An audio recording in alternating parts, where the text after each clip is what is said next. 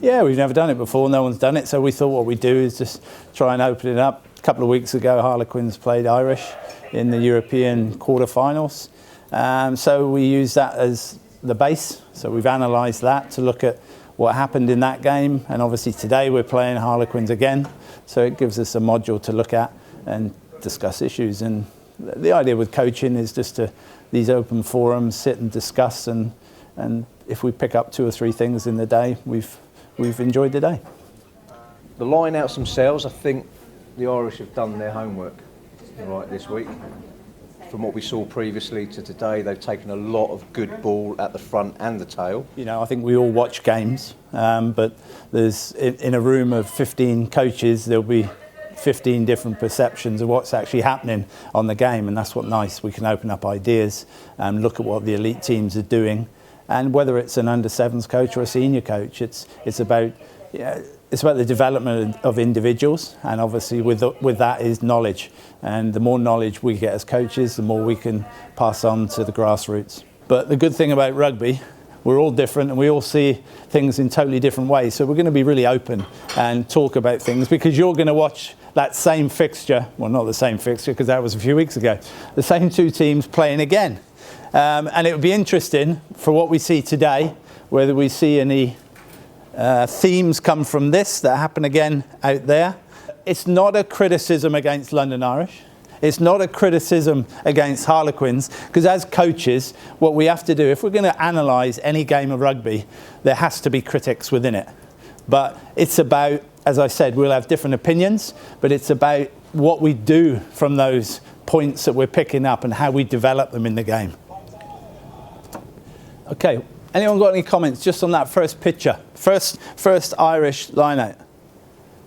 Space seems to be at the front. Good. Anything else? Scrum half of Quins? Or receiver?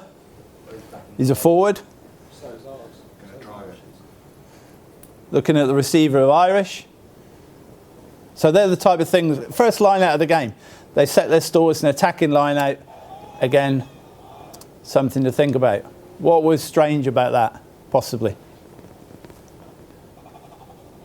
You made the point saying what? Space was at the front. So what do Irish do there? Where do they eventually throw the ball? Pretty much the same place as where the space is. So on a coaching scenario, what could be more efficient, quicker? Because you said it, haven't you? You said the space is at the front. Front man up, yeah. Front ball. Yeah, so on a coaching scenario, that if we got a situation, and just remember this, we'll keep this in the memory bank, but you hit it straight on the head, the space is at the front. So the first line out of the game, you know, the hook is jittery, okay? We're in an attacking, everyone's a bit jittery, so straight up, we know. But then you've got to say to yourself, is that a good position for the Irish receiver to be in? Because what is he telling Harlequins there? It's about the first throw in the game, and this is what we've got to understand to youngsters, seniors as well. This is a senior game. You know, this guy here, you'd hope, could jump as well. Yeah, that's the easy ball. It's front ball, it's quick ball, it's easy ball, because if we play it again, and just look at the complication of movement. Movement is good at times, but we have movement, and we come back to the same area. So what has it actually done for Harlequins? Let them read it. It let them read it, and it's given them a chance to react, isn't it? So again, just put that in the memory bank going forward. But line-outs is a key for me, how we can win this game.